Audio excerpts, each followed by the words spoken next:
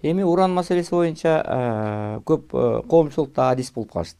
Баардыгы эле кыйынбыз дейт да, билебиз дейт. Анткени коомчулукта аябагандай көп акыркы убактарда маалыматтар чыгып кетти да.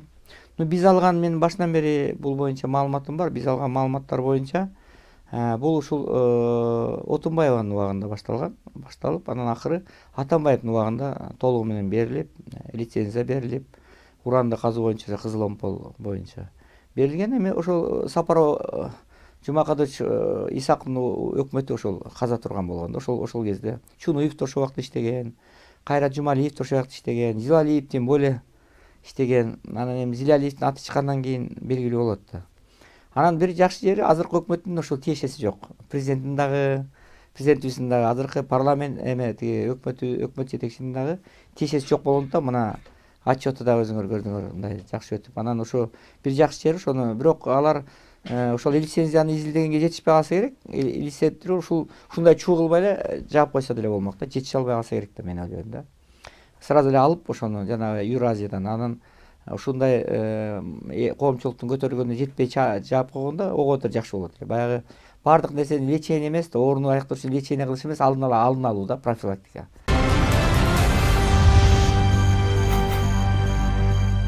Мына азыр митингди көрдүк, бүгүн ошо уран казууга каршы деп чыгып атат. Эми Кыргызда коомчулукта баягы өзүңөр билесиңер, митингди Кыргызстанда эң көп өткөргөн ким десе Турсунбек акын дейт, туурабы?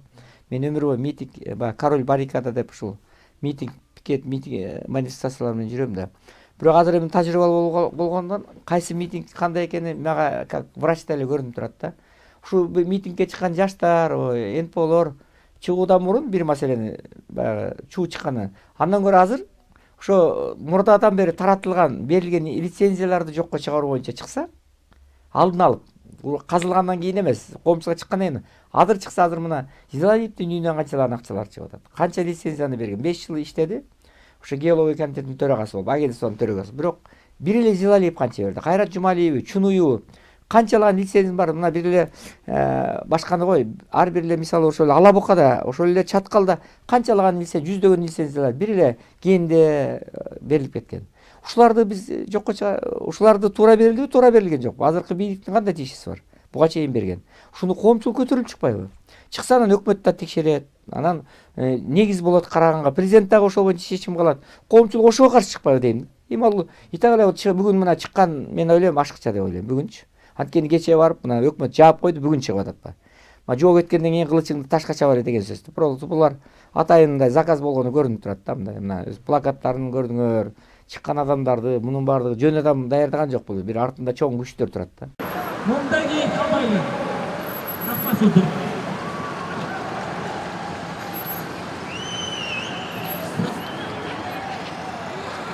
Aka ketib qol, oldinga o'tay. Endi shu uchun qilmay ketib qolg'indi. Hozir ketyapti, ketib qolg'indi. Hozir tutib salasiz taqirini.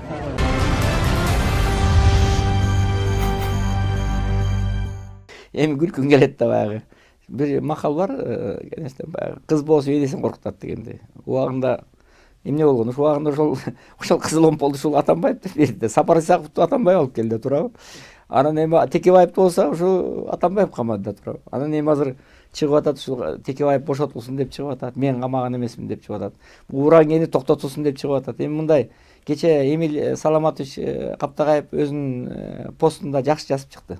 Бул эми азыр жакында дейт Сегизбаев менен Жолдубаева камалсын десе деле чыгабы деп атат да. Бул мен эмете албайм дейт, кепилдик бере албайм. Чыгышы мүмкүн. Буларда принцип деле, бет деле, уят деле жок деп айтты да.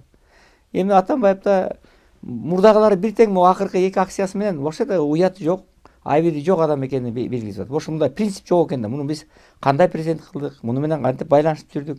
Кантип эл муну колдоду? Мына эми ушу Атамбаевдин жанында кимдер калды? Эч кандай бир аты жыты жок бир балдар. Калың китеп окуган, цифраны билбеген, тарыхты билбеген, кыргыз мамлекети качан курулганын билбеген, эгемендүүлүктүн баркын билбеген, эч билими жок бир эки үч жигит жүрөт беттейин тултуртуп. Башка эч ким жок да. Ошол Атамбаевдин деңгээли ошол. Эми ушул уят да өзү. Андан тышкары ушу Текебаевди өзү чыркыратып каматты. Мына кечээ эле 23-нде митинг болду. Бардык, сүйлөдүк. Текебаев менен Садыр Жапаровдарды мына камады. Садыр Жапаровдун атасы апасы көнөтөң убал кылды. Баласы көрбөй кетти. Текебаев мына 80ден ашкан апасы турат. Атамбаевда кичине уят болуш керек да, принципте. Жок, уяттан тышкары бир принцип болуш керек, адамда сапат болуш керек. Эптеп эле азыркы бийликти жамандаш керек да. Эптеп эле жамандап, эмнеси болсо дагы өч алыш керек да. Бул жол эмес да.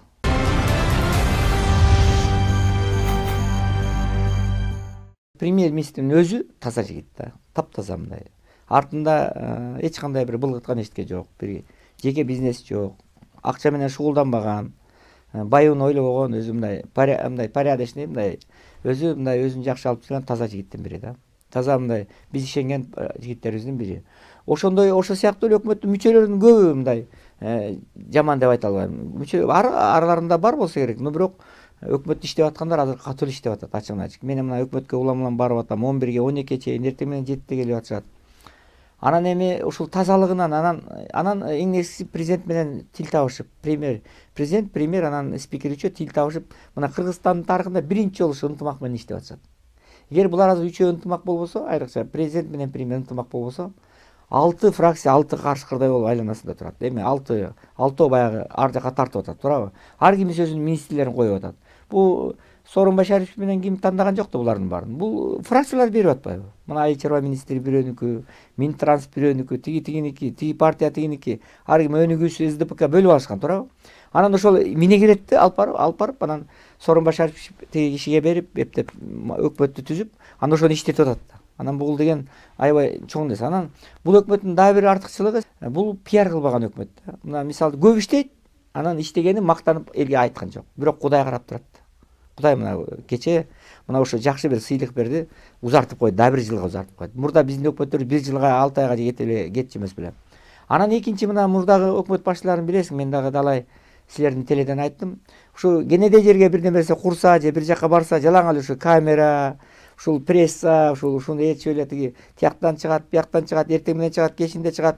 Мына Бабановдун өкмөтү эми ал качкан адамды мен жамандайын деген жокмун, бирок Бабановдун өкмөтү бир нормальный иштеген жок да, ачыгын айтышка. Жөн эле пиар. Эртең менен Бабанов көрүнөт телевизордон, кечинде Бабанов тиякка кетип атат, күлүп чайнап атат. Атамбаев көрүнбөй калды, ошон үчүн кетирди да, туурабы? Иш жок.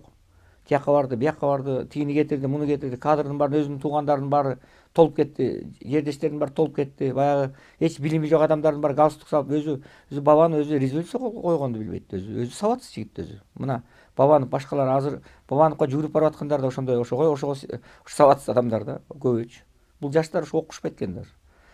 Анан кийинки премьерлер келди, конечно, Темир Аргимбаевич иштеди, как премьер катары күчтүү иштеди, мен тигине эмне дей албайм. Бирок ал киши да пиар менен алаксып кетти. Мына азыр бул премьер-министр эмне үчүн эметилди, колдоого тапты? Анткени бул кишинин бизнеси жок, анан партиясы жок. Анан бул киши баягы орун талаш, мен президент болом деген эмеден эме жок. Бул өзү премьер болгондо таң калдым мен. Улам кирип турам да. Мен Турсунбай Акылович дейт, мен атайын алып келишти дейт. Кой десем болот. Мен келерим ишенген эмесмин дейт. Мен иштей албайм го десем болбой алып келишти дейт. Ушундай да баягы. А президентибиз деле премьер болуп анан президент болом деген эмес да. Өкөнтөң сүйрөп келишти. Өзү Кудай таалам алып келди, туурабы? Ошон үчүн булар бийликке умтулган адамдар эмес да. Кудай таалам эле өзү рызкысын берип көтөрүп атат да. Ушундай. Мен ойлойм, мына бул киши келген ак жолтой болду. Мына жол кырсыгы азайды. Биз мына Кобус шаар күчүнө кирип атат. Мына бир Бабановдун өкмөтү, Сариевтер, башкалардын баардыгы киргизебиз деген Кобустар мына ушул кирди. Мына акчаны кайда кетти билбейм, акчаны жешти, баш аягы жок. Берки Сапар Исаков ал настоящий күнөөлүү. Ошон үчүн бул мындай да, ошон үчүн бул киши Кобустарды биринчи киргизди мына.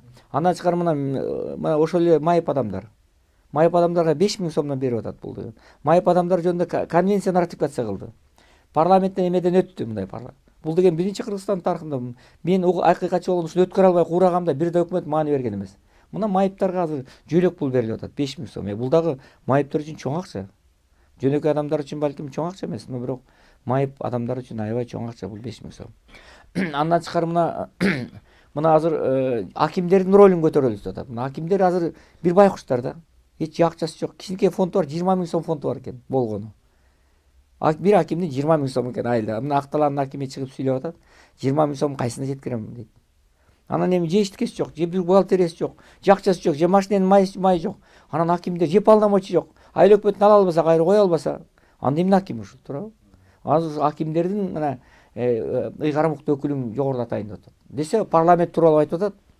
Губернаторду жоюш керек, аким институтун жоюш керек. Анда эмне кылышыбыз? Анда тарап кетели анда. Эмне деген уятсыздык. Андан тышкары мына бир дагы нерсе, өкмөт эмне үчүн иштетпей атат? Мына мисалы Панкратов Олег Михайловичпи деген министрибиз бар экен, орус министр, орус улутунда. Мисалы мен ошого бир 20 күндөй бардым да, бир кол койдурайын деп, бир трансформация боюнча 20 күн улам бардым. Барсам ушу 21 күндө таптым да ушуну. 2 саатка келди болгон. 20 күн болгон жок. Келет да анча-мынча отуруп кетип калат, всё. Кайда? Фракцияда, комитетте, жогорку кеңеште, өкмөттө, тиякта буякта. Жок. Анткени чыкыра берет. Көрүнгөн эле завод дел чыкырат, бир депутат чыкырат, тигини чыкырат, фракция чыкырат. Бул байкуш вицелерди дагы, премьерди дагы, министрди вообще киши катары көрбөйт. Депутат иштетпейт да, кантип иш болот. Мына бир мониторинг кылганым. Министрлер сындашат. Министрлер, конечно, начарлары бар, но бирок аларды иштесин да, кабинетинде отуруп, маселени чечсин да, бирөөнү кызматтан кетирет, бирөөнү коет, бирөө ооруп калат, бирөө материальный помощь берет, бирөөнү эле маселени чечет, совещание өткөрүш керек, туурабы? Жок да, совещание давай, жогорку кеңешке чыгарат. Ушундай да болот. Өкмөттөн талап кылгандан кийин өкмөткө мүмкүнчүлүк бер да. Мисалы Өзбекстанга башка барсаң, 1-2 айда бирден чыгат экен. Өкмөт мүчөлөрү. Же барса барат ба? Биздин Кудайдын күрү министрин бар ушул жакта. Ушу кантип болсун? Кудайды карабайсың, депутаттар ардап. А депутаттарга барсаң, кабинеттен таппайсың. Эми 1-2 отурат, баягы иштегендер отурат, бир топ депутаттар. Башкалар жок, кайда? Конечно, бизнеси, тияка кетти, бияка өзүнүн жеке кызыкчылыктары бар. Алар эч кимдин алдында отчет бербейт. Ушул да болобу.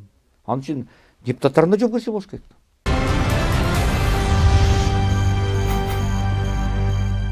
Мына мисалы Россиянын президенти келип кетти бизге, мына Владимир Владимирович Путин келди. 6 миллиард айланасында өзү тилан министрлердин баарын алып келди, губернаторлор келди, 60 субъекттен келди. Бул деген чоң нерсе, өзү келди, пресс-секретары, госсекретары бүт келишти барды. Министр иностранных дел Лавров баштап. Бул деген Кыргызстанга мындай мамлекеттик мындай визит биринчи жолу болуп атат. Бул мамлекеттик жогорку деңгээлде болуп атат да. Бул деген аябай чоң жетишкендик да. Анан мына Европа дейбиз, Ангела Меркельге барып, президенти менен, парламент менен, премьер-министр менен сүйлөшүп, азыр канчалаган сонун долбоорлорду, айрыкча жана кичи ишканалар боюнча, мына бизде жанагы паллиативный центр деп коет, бир 3 облустарга оорукана куруп беребиз деп атышат. Өздөрүнүн эмеси менен, акчасы менен, атайын акча бөлүштү. Бул да аябай чоң жетишкендик да. Мына андан тышкары мына ошон үчүн чет мамлекетке уже азыр иштөө жүрүп атат. Менимче инвестиция эми тартылат. Мына өкмөт деген өзү туруктуу болуш керек да. Улам эле 1 жылдан кете турган өкмөт, 3 ай, 6 ай иштеген өкмөткө эч ким инвестиция келтирбейт. Мына эгерде дагы 1 жыл чыдап иштесе, анан Кудай буйруп 3-жылга кетсе, өкмөтүбүз алмашпай, аны ошондон баштап келе баштайт. Азыр анткени улам эле бир өкмөт келе берсе, азыр инвесторлордун да баштары айланып калды. Бул туруксуз мамлекетке инвестор келмек беле. Мына азыр сорун башы келгенде баш туруктуу. Мына азыр кошуна Казакстан менен, Туркия менен, Россия менен уже бүт мамиленин баарын уже оңдоп койду. Мурда бузулган. Мына Өзбекстан менен мамиле оңолду. Президентибиз кичпей, баарды менен татынакай мамилелерди түзүп атат. Кудайга шүгүр. Эми бара-бара келет да. Бирок азыркы өкмөтүбүз да ачык айтып атат. Инвестиция ылдыйлап кетти. Көп көрсөткүчтөр ылдыйлап кетти. 3,3 миңдей жанагындай ВВП болду деп жогорулаганын айтып атат. Эми ачык айтып атат. Эч жашырган жок. Бул да жакшы нерсе да. Мурдагылар болсо баягы укмуштум эле май көл сүт көл деп айтып аткан да. Бирок эл жаман, өтө эле жаман жашап атат дегенге болбойт. Только жана электр энергиясын же башкаларды, мисалы ушуларды байкашыбыз керек. Өтө кымбаттап тийген болбойт. Потому что билесиңер, Бакиевдер ошондон кеткен да, туурабы? Ошон үчүн ушул жагынан биз сак болушубуз керек да.